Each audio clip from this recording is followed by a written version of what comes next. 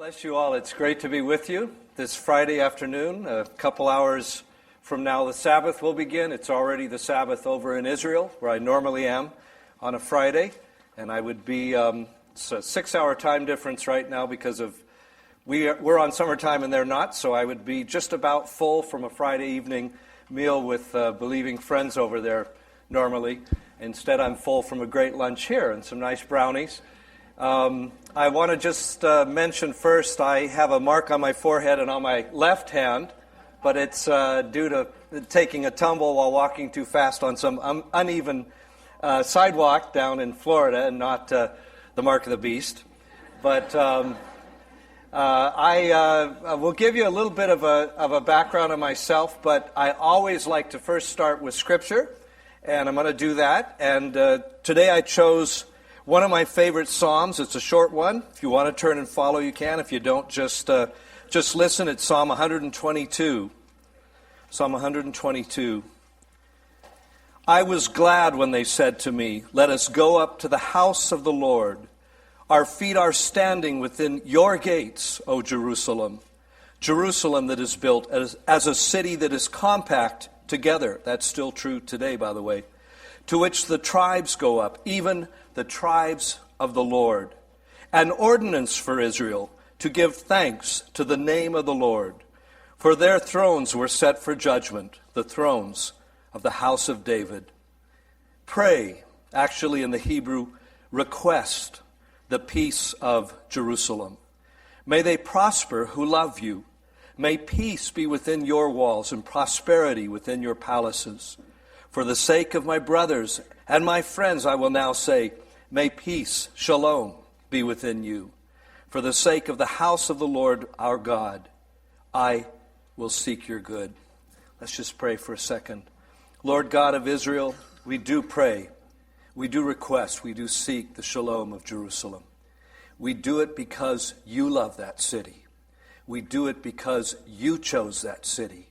We do it because you came and gave your life for us in that city. We do it because you're coming again soon to that city to reign as King of Kings and Lord of Lords over Jerusalem, over Eretz Israel, over the Middle East, over the Eastern Hemisphere and the Western Hemisphere, the entire earth. We long for that day. We're glad that the signs are pointing to your soon return, that your hand is on the door, turning it to open and come in. We long for your return, Lord. Do fulfill your word and bring your shalom to Jerusalem in our time. B'Shem Yeshua HaMashiach, in Jesus' name we pray. Amen. You know, people ask me, why pray for peace when the Bible says there will be no peace? And I point out to them that shalom in Hebrew, and I'm privileged living there nearly 30 years now to speak Hebrew, and I can read the scriptures in Hebrew. I don't necessarily understand every word, but most of it. And I understand that the word shalom in Hebrew means much more than the English translation. When we say peace, we mean lots of things, but we can go out and say, look, it's a beautiful day. It's a peaceful day today. It means, there's not much going on. It's kind of quiet. In Hebrew, it means much more. It means wholeness, fullness, completeness. So when you're praying for shalom for Jerusalem, you're praying for wholeness for the city. And what is wholeness? Anybody have a clue? The Lord. You're praying for the peace of Yeshua, the peace of the Messiah of Israel to come into the hearts and lives of the people. That's the only peace that will ever be, the only peace that will ever last. And so it's a wonderful thing to pray that prayer. The only city on earth we're instructed to pray for in the Scriptures. So I hope you'll do that. It's been, as I said, my privilege to live there since 1980. But I was born out also in the West, but the Northwest, the state of Idaho. And I'm a journalist, and you might calculate this. A journalist from Idaho is a commentator.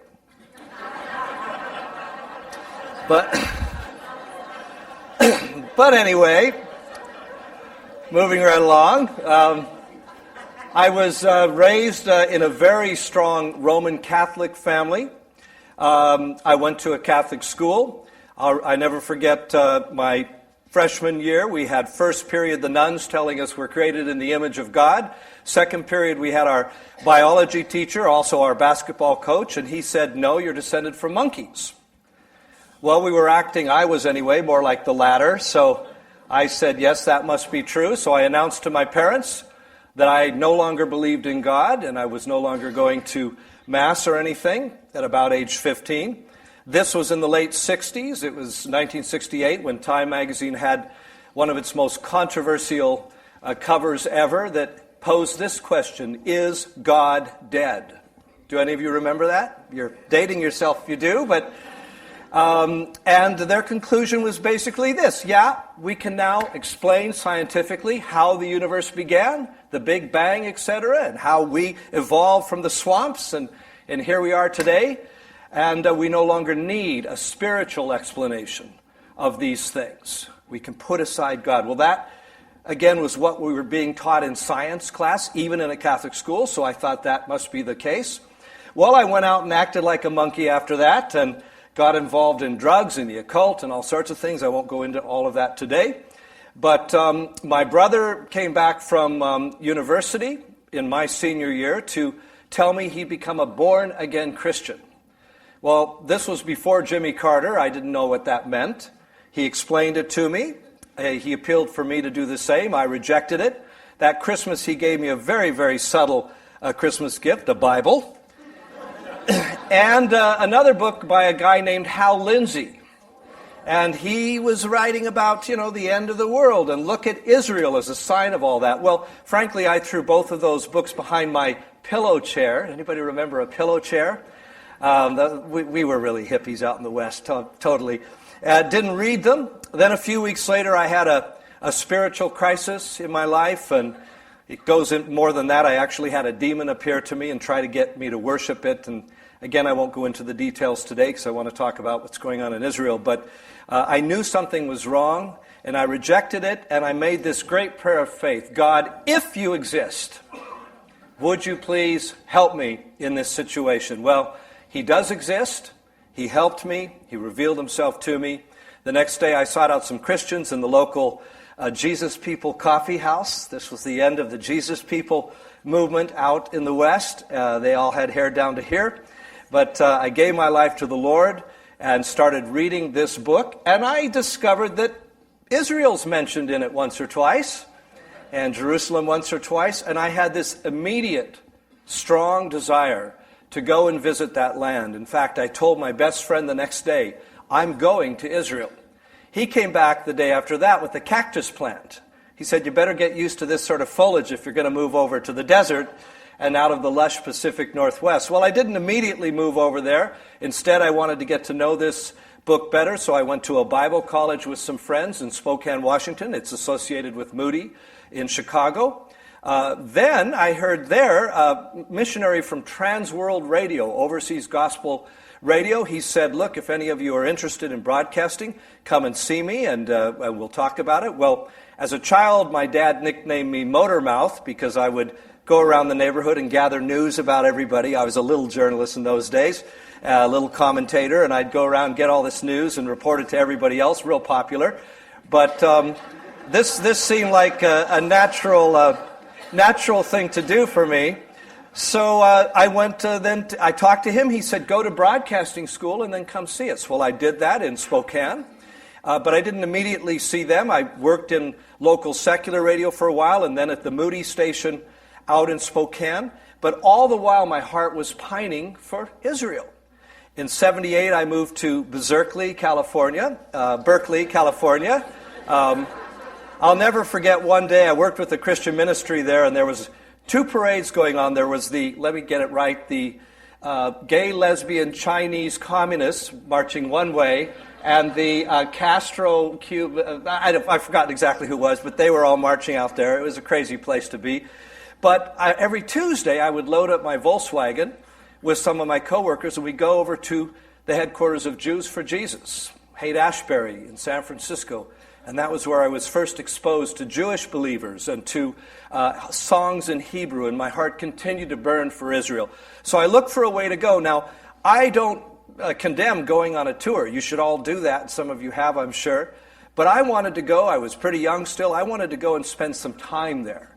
So I was looking for a way to do that, and I heard somebody on Pat Robertson's program talk about a program based on YWAM that for 1 year would place a team of believers on an Israeli kibbutz settlement to study together and serve and learn the language some, and also there was 3 weeks of tour thrown in around the land.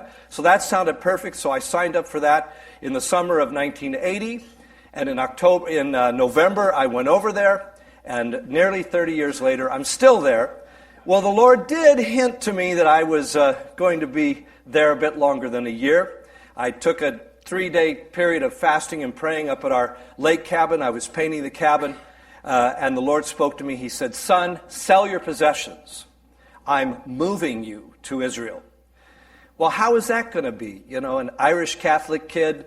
I'm not Jewish. Well, when I got to Israel, I discovered that my mother's maiden name is a very common Jewish name, and my great-grandfather was Jewish. I didn't know that at the time.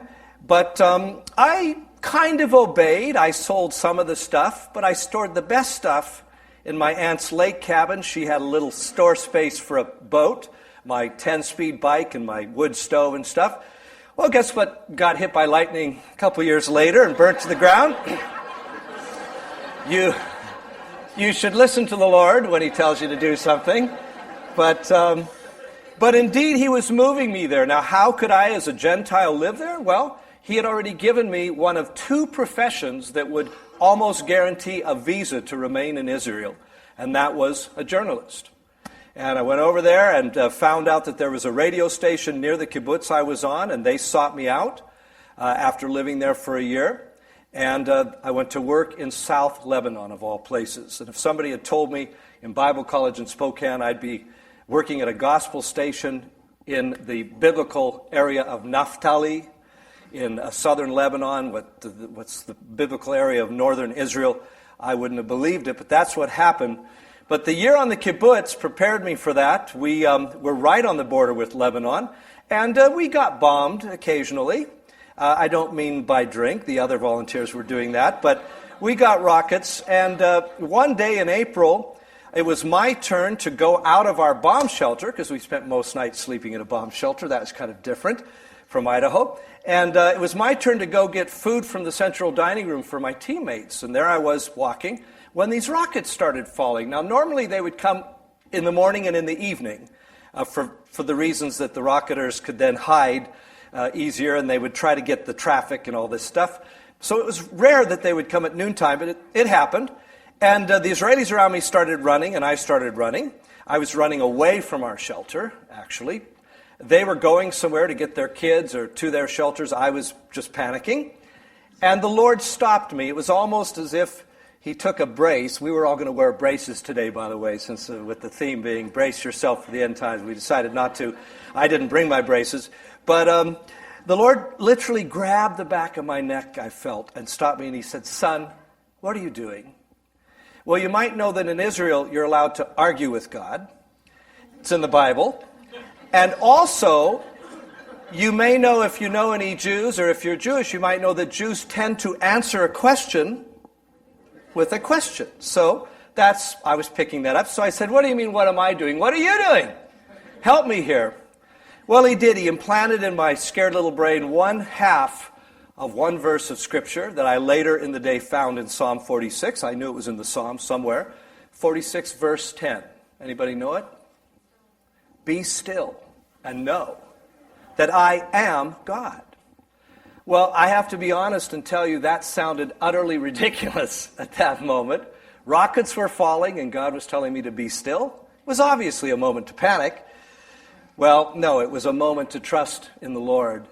And I can only tell you this, that many times since then, I've had opportunities to be still and to just know that He is God. You know, that psalm begins with these verses: "God is our refuge and strength, a very present help in trouble."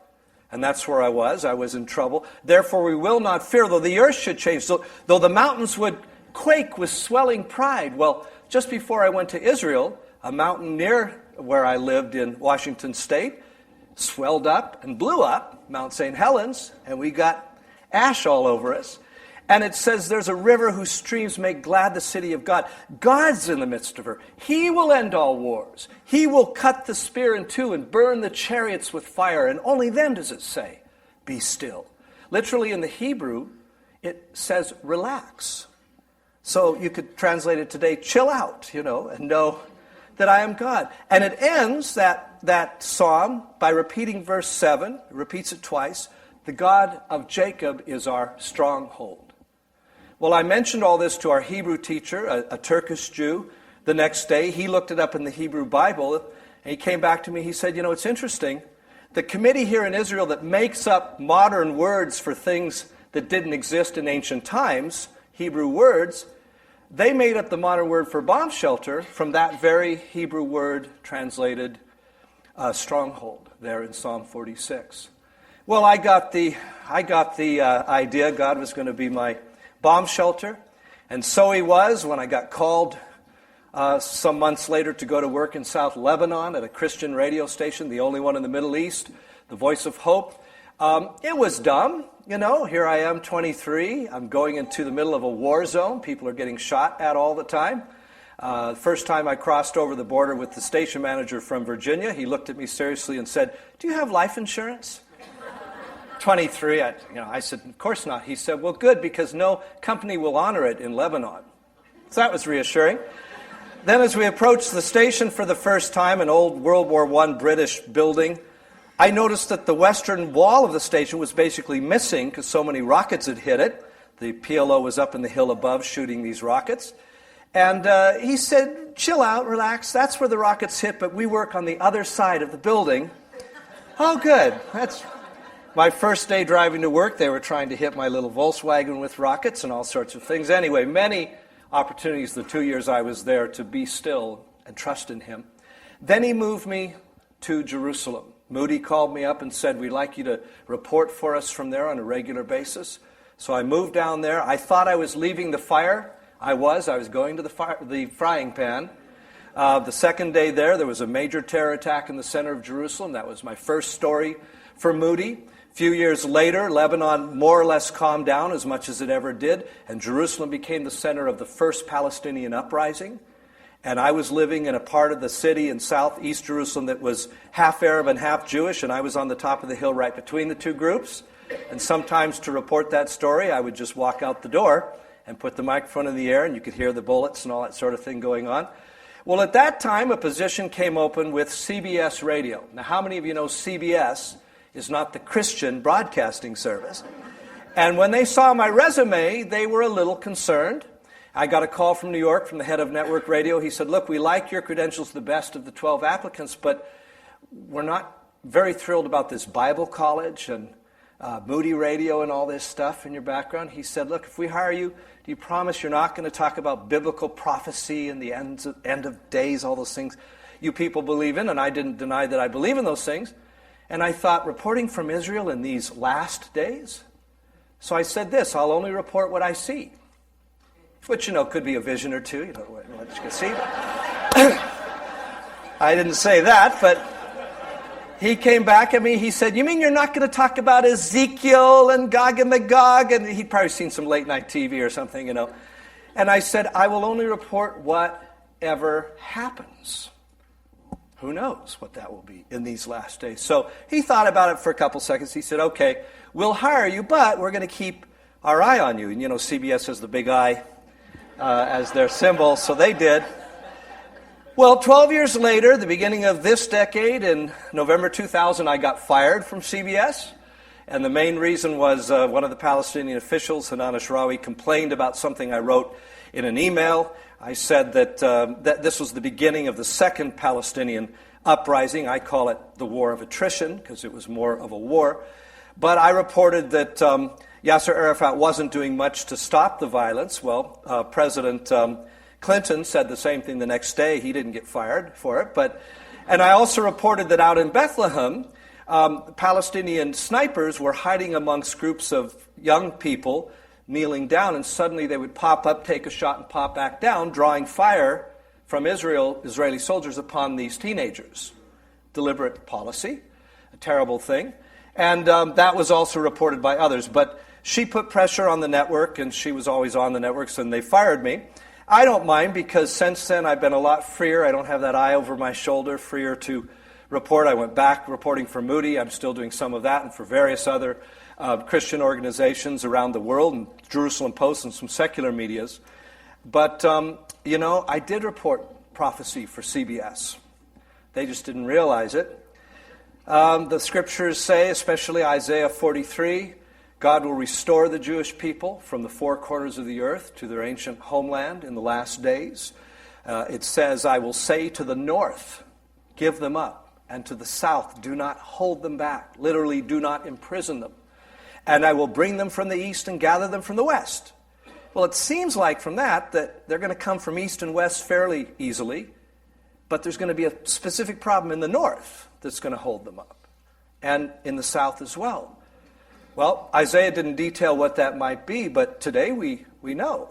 There would be to the north of Israel, in this second ingathering, a great empire called the Soviet Union, the largest landmass on earth. It would claim that it was the workers' paradise. It would say, man is God. There is no God up there. We are it. And it would have in its borders the second largest Jewish community on earth next to the United States. And it would not let those Jews return to their homeland because it's a religious homeland, and here you are in the workers' paradise. Why would you want to leave? Well, one of the first stories I reported for CBS in October of '88 was the then Soviet leader Gorbachev, the guy that had the map on his forehead. Talk about a mark, if you remember him. Suddenly announcing that if the Jews so badly wanted to go back to this dusty religious homeland in the Middle East, they were free to go. And I'll never forget calling the foreign ministry to get a reaction for CBS Network, and they were so dumbfounded they had nothing immediate to say. Well, if you've ever met an Israeli, you know they rarely have nothing to say. So this was historic. But that opened the floodgates. And through the 90s, for CBS, I did dozens of stories on these Soviet immigrants coming in. I'll never forget one in particular during the Gulf War when Saddam, of blessed memory, was sending Scuds upon Israel. And all the flights from around the world were canceled, and Tel Aviv, of course, was being hit, and Ben Gurion Airport's right there. No tourists were coming, but in the midst of it all, Israel kept flying in every day these Soviet immigrants, these Russian-speaking Jews. And one story was about them arriving, and one Israeli cabinet minister said, look, we have all these flowers that we normally export in the winter months up to Europe to sell there. We have them in warehouses rotting because no planes were going to Europe. Why don't we make bouquets and at least give each of these immigrants a bouquet as they come off the airplane? And that's what they did. They gave them in one hand a bouquet and the other hand a gas mask kit. Welcome to Israel. I did so many others. Well, that's biblical prophecy being fulfilled in our day. And I wrote about it in a couple of my books that I have out here, and CBS did see those, the people there, and they didn't like that. So they fired me, but again, I don't mind. But this decade in Israel has been amazing and historic. Israel is the only country on earth to have had a war every decade of its existence. But this decade, we've already had 3, and we may well have 4. And the 4th, if it comes, may well be the grandest war of all since Israel's existence. Well, I just mentioned the first one, the Al-Aqsa Uprising. I call it the Palestinian War of Attrition, designed to wear down the Israelis, as Arafat said, designed to make them so uncomfortable in their own land that they will leave, that they'll move abroad, and that sort of thing. He predicted that hundreds of thousands would do that. Is it right to call it a war? Yes. It actually had the largest civilian Israeli death toll of any of her wars.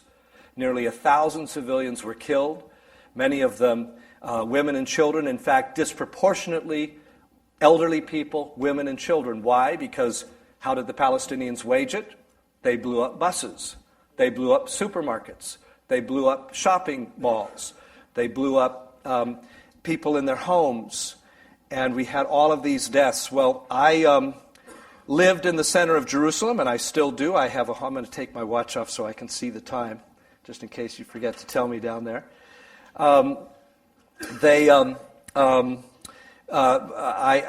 In the year 2001, I moved to an apartment that looks out over the old city of Jerusalem. I still have it today. I can see the Mount of Olives, where the Lord's returning to. I can see beyond that to the Jordan Valley. At night, I can see the lights of Amman, Jordan, only 30 miles away. I can also see all of the new city, the King David Hotel, where I work out because a friend of mine is the manager of the health club there, and he gives me a big discount to do that. I can see the other hotels and towers of modern Jerusalem, but straight across from me is Mount Zion. And I tell people that I'm looking over the Gehenna Valley to Mount Zion. I'm looking over hell to heaven, and literally that is my view. But also being in the center of Jerusalem, I could hear these explosions going off. I must have heard 7 or 8 of them. And one went off very close to my home, 8:30 in the morning on a Sunday. Now, Sunday here is, of course, a day of rest, a day when many people go to church or stay home and watch TV or whatever. But in Israel, it's the first day of the work week. It's the first day of the school week as well. And at 8:30 in the morning, the city buses are filled with students because there are no school buses in Jerusalem. They ride the public transport, many of them, to get to work. And this explosion occurred as I was washing my breakfast dishes. I ran to my window just in time to see the top of the bus go up over trees about a block away. And I knew what it was, of course, but I opened the window. Within seconds, I could actually smell the sulfur from the bomb. I saw something go flying, which I later found out was the head of the terrorist that had blown this thing up. But I put on my clothes and I rushed over there. Now, I had been at the scene of these attacks many times, but never immediately after they took place. And also, by the time I would get there, there was a security cordon and you could only get so close to it. Well, this day, I was there before the security people were. They were just arriving, starting to pull victims off the bus. I saw dead bodies being pulled off. 8 people were killed, and many were wounded. Over 30 were wounded. I was watching all this go on. And the people that come and clean up after these attacks were coming and preparing and all of this. And I saw a journalist friend there, and he lives in my neighborhood, so I asked him if he heard the explosion. He said he did. He works for CBN, Chris Mitchell, and he said he heard it as well. And I said, well, I actually saw the top of the bus, and I described it to him. Well, another journalist heard me say that, and she came over and put her mic in front of me, said, would you describe what you saw? And I did. Then others came, and I must have talked to about 50 people from media all over the world about what I'd seen that day. And it was the day before a court case at the World Court in The Hague over Israel building a security fence. Remember that from the news? Some of you will. That would divide Jerusalem, the eastern part of Jerusalem, from the rest to keep these suicide bombers from coming in to the city. We had 14 Jerusalem city buses destroyed during that war of attrition earlier this decade, and many other things, as I said, bus stations and restaurants and whatever. But I made this point in all my interviews, that the security fence is a hardship for the Palestinians. I told them, and it's true, I have friends that live out there, Arab friends. I know that some of them live on one side and their school's on the other, or they live on one side and their work is on the other, or their relatives are on both sides, or whatever. I said, going through security gates or whatever, this is going to be a hardship. But I said, then you come to this scene. You see these bodies laying there, and half of them were school kids. And it was right next to a high school, and these kids were out there screaming. It was a war scene, for sure. And I said, then you understand Israel's not doing this to be mean, but it's doing it to save the lives of their people, of their civilians, and just to protect them. And that was broadcast all over the world. But, Israel TV, Channel 10, the most popular news program, one of their journalists heard me say this. He came up and said, can you repeat this in Hebrew? Is your Hebrew good enough? I said, I'll give it a try. Well, the Lord gave me the words, and it came out fluently. But I added something in the Hebrew interview that I hadn't in the others. I said, I live here too. I said, I've been to funerals of friends, and I've seen the carnage that this is, and I know how difficult it is. But I said, I also believe that the God of Israel is restoring the people of Israel to the land of Israel and to Jerusalem as its capital. And I said, because I believe this, I know that in the end, it will be okay. God is in control. He's in charge of it. And he thanked me, and the interview was done. And Chris was still there, and some other friends. Chris came over, and he said, that was very good. I said, well, thank you. But I said, they'll never put that last bit on about God. He said, no, of course not. But at least you said it, and the journalists here and the Israelis around, standing around, heard it. He said, that was great. Well, that night I went back to my apartment. I was at a prayer meeting at some friends' home. I went back, and the light was flashing on my answering machine, and I listened to the messages. And one was from this friend that runs the King David Health Club. He said, we were watching the news tonight, and you were on. I didn't see it. He said, and you were talking about God, and God restoring Israel. And I thought, a boy from Idaho is telling the Israeli people about God restoring them to their land and giving them a little hope in the midst of this? Well, they wouldn't have played that a few years before. But the truth is they were so desperate by then to hear something good that it went out on the news. And the truth is that God is bringing them to their knees in these years. He's bringing them to their knees not to destroy them, but to save them, to get them to the point where they will cry out to him, save us. And we know from Zechariah they indeed will do that. And they will mourn for him who was pierced on their behalf. And they'll turn to him en masse. So that is the wonderful news. But the decade, though, has continued to be difficult. That was followed by the war in Iraq. And we went in full lockdown in Israel. The King David Hotel, for the first time in its history, almost closed because they had 7 guests only in the whole hotel. And they decided that, wait, we're the prestigious King David. We cannot close. So what they did is bust over from their other 2 related hotels in the same chain, those guests, and then they had 12.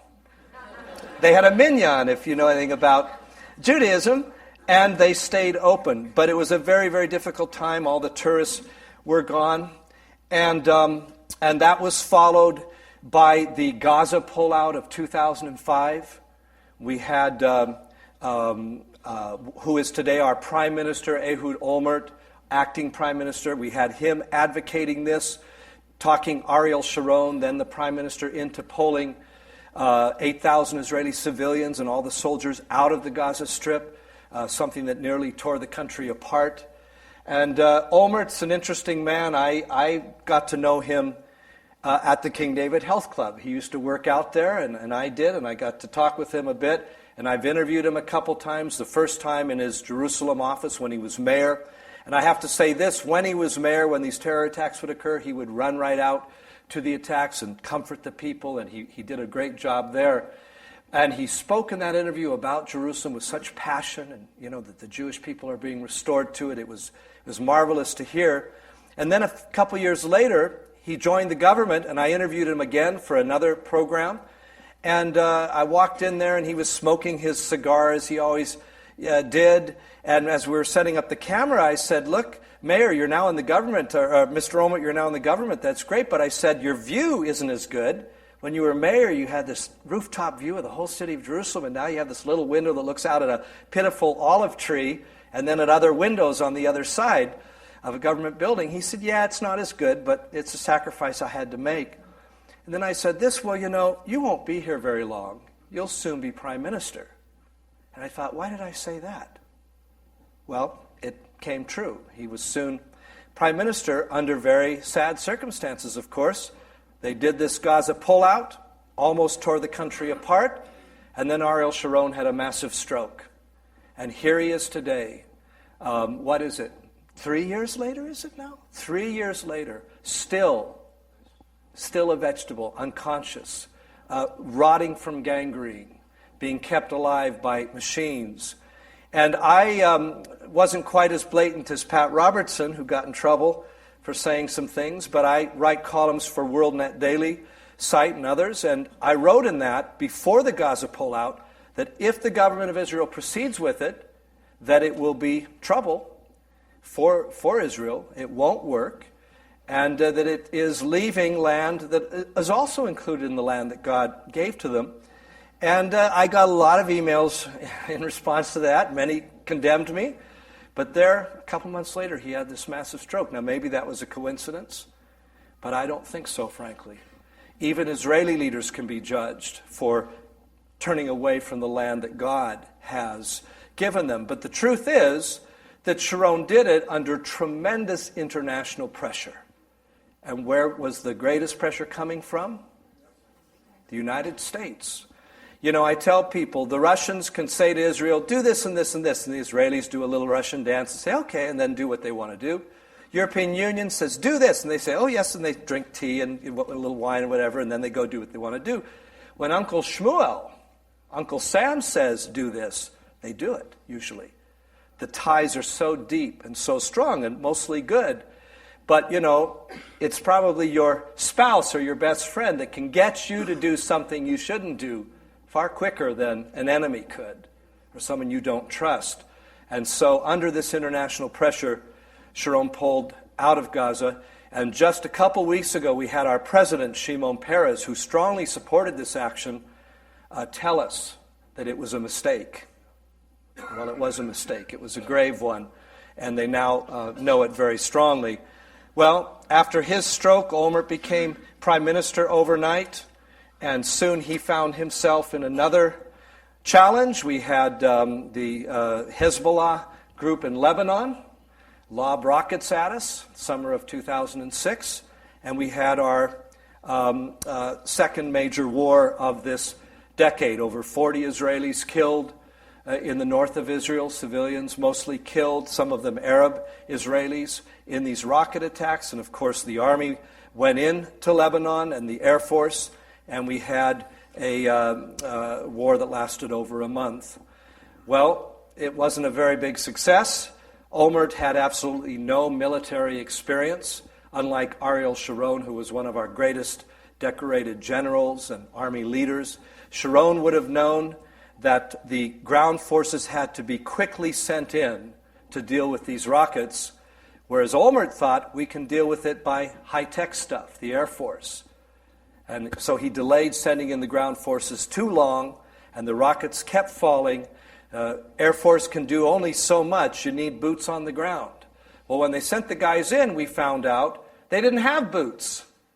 The guns were rusty. They didn't have enough water. They didn't have enough food. The ground forces had been allowed to erode in the years before as all the money poured into the gee-whiz high-tech stuff by younger commanders who grew up on video games, and it was all a big video game. Well, you got to have that stuff, that high-tech stuff, but you got to have boots, and you got to have night goggles, and you got to have vests. And we had the pitiful situation of families buying these things, running out and buying these things for their sons and husbands and whatever that were on the front lines. But that was a blessing in disguise, because it opened up the eyes of the Israeli public and the military and political leaders to this deficiency. And they've since repaired it to a great degree. And so when we had our third conflict that just ended this January, the Gaza conflict, we had a much better performance by the Army.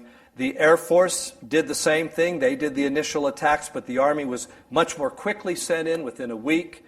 And the predictions from the experts that we would lose at least 100 soldiers in such a ground operation proved to be grossly exaggerated. We lost 10.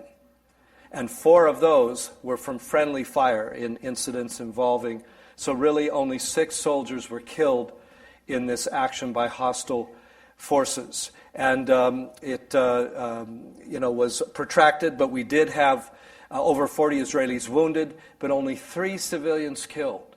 That was really quite miraculous. It should have been much worse than that.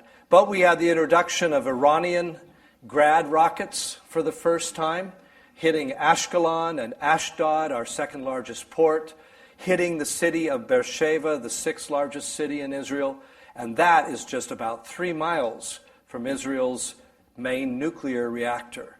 And the great fear in the Gaza war of a couple months ago was that they would strike that reactor and we would have a Chernobyl situation with radiation released all over the land and many thousands of people killed. Thankfully, that didn't happen, but that is what they're greatly concerned about now.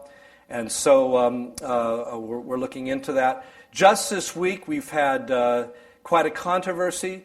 There was a informal meeting of some soldiers with the commander, and they gave their reports of what went on during the war.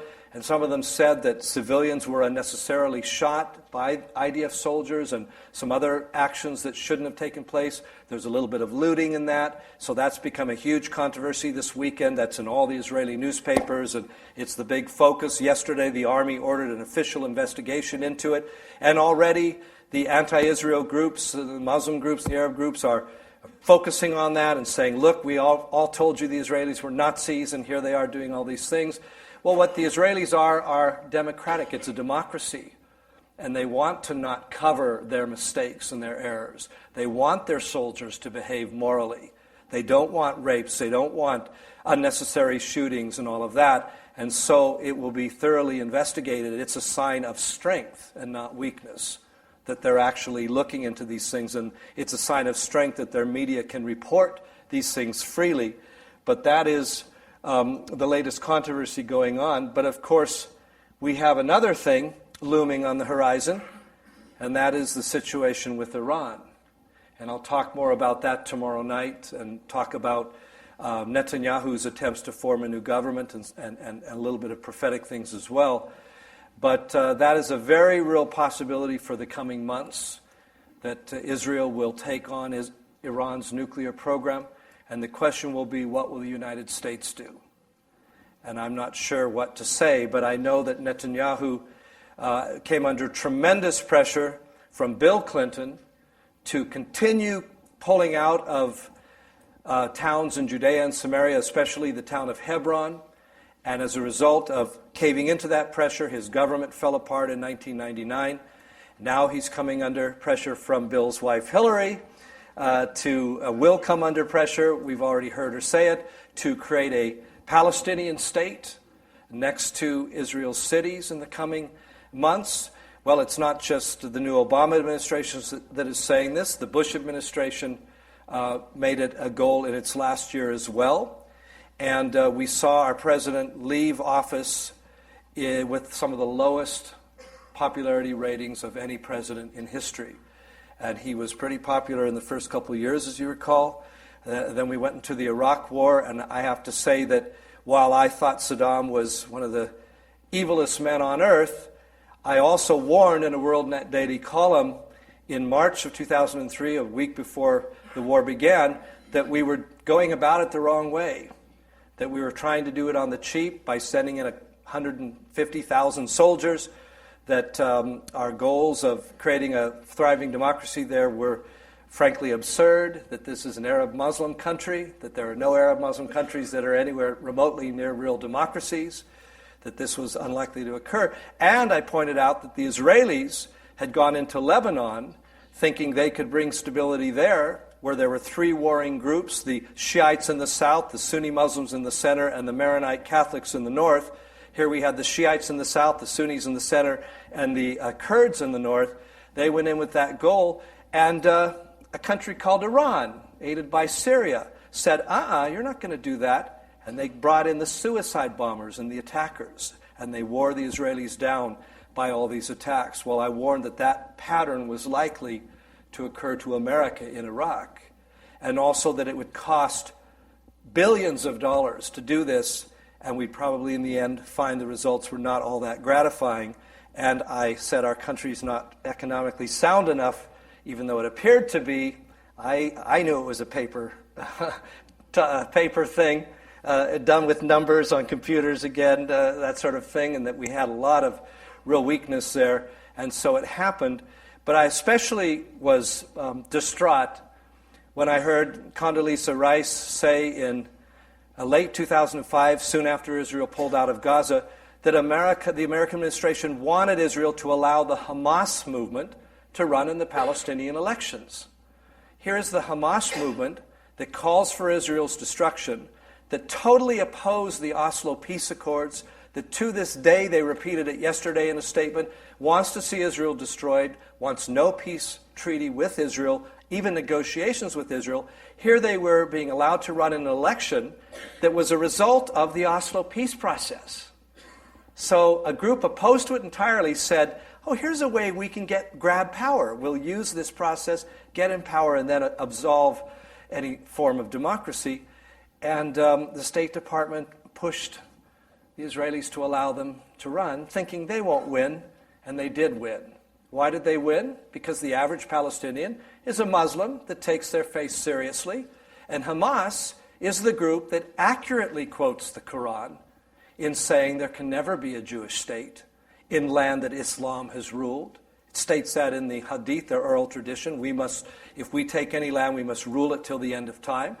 The Quran that states that Jews are infidels, that jihad must be fought against them, and Christians as well, by the way, until the end of time, that no compromises can be made with that.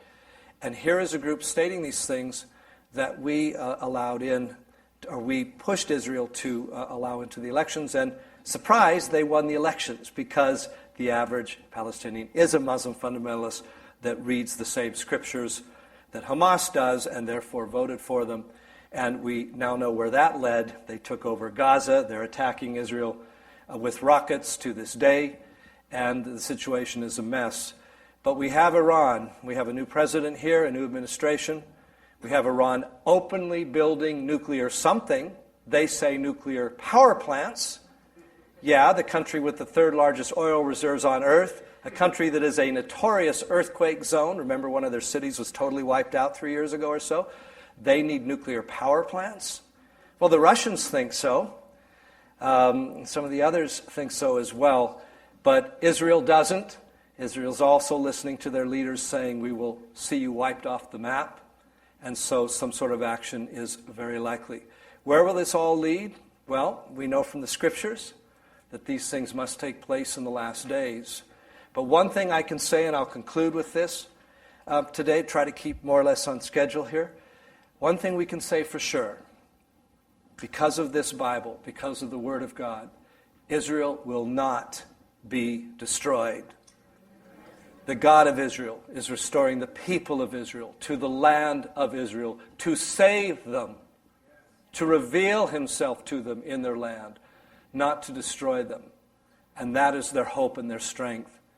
And you know, that bus attack I told you about, after the interview was over, the last interview, Chris Mitchell of CBN said to me, are you going back to your home? I said, sure.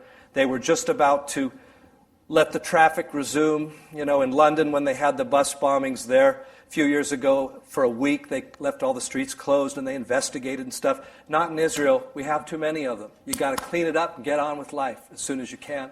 So a few hours later, they were ready to do that. And as we were walking back, there we saw in the distance a woman standing next to a bus station waiting for the city buses to resume so she could get on a bus.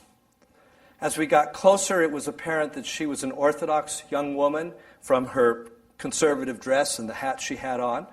And as we got a little closer, we could see she had a baby carriage in front of her. Well, as we got closer still, we heard the cries of a baby, and she was rocking the cart. As we got closer still, we could see her face. And I turned to Chris, and I was about to say, is she crazy? She's going to get on a Jerusalem city bus right around the corner from where one just exploded 3 hours earlier and killed 8 people and wounded dozens. She's going to take her baby on a city bus? Well, I was going to say that, and when I turned to him, these words came out in Hebrew. Am Israel Chai. The nation of Israel lives. Am Israel Chai. And I thought, why did I say that? But Chris went like this. He nodded. That's what we were seeing. She was determined to live. She was determined to go on, and she was going to trust even her probably most precious commodity on earth, that she would live, that she would go on. She was going to keep walking in faith and determination. And being an Orthodox woman, she would know these Psalms. She would know about the God of Israel. Maybe not the Messiah of Israel yet, but certainly the God of Israel. And that is why Israel will survive. God does exist, and he's giving that strength into the hearts of his people. Yes, they're being drawn to their knees, but it's not to destroy them, but so they'll cry out to him for salvation. And we're seeing much of that happen in the land today. I'll talk a little bit about that tomorrow night as well. God bless you all. Thank you for coming out today.